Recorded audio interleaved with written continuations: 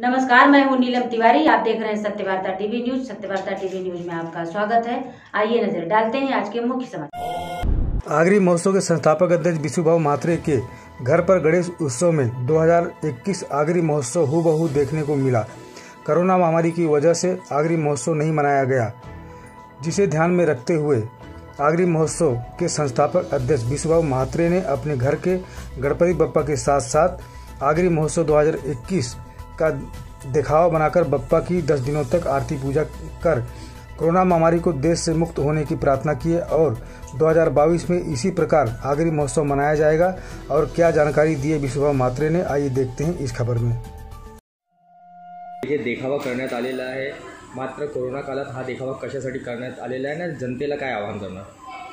सर्वप्रथम सर्व गणेश भक्तांना गणेश चतुर्थीच्या गणेश उत्सवाच्या शुभेच्छा देतोय। आपण पाहत आहात माझ्या घरचं गणपती।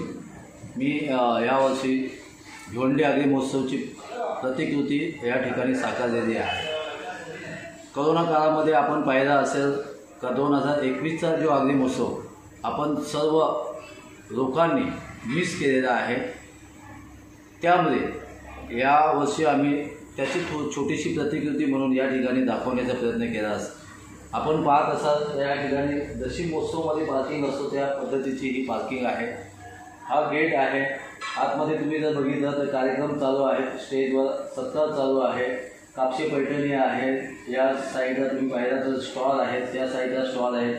तिकडं जर तुम्ही पाहिला तर क्रीडा नगरी त्या ठिकाणी आहे, बालनगरी आहे।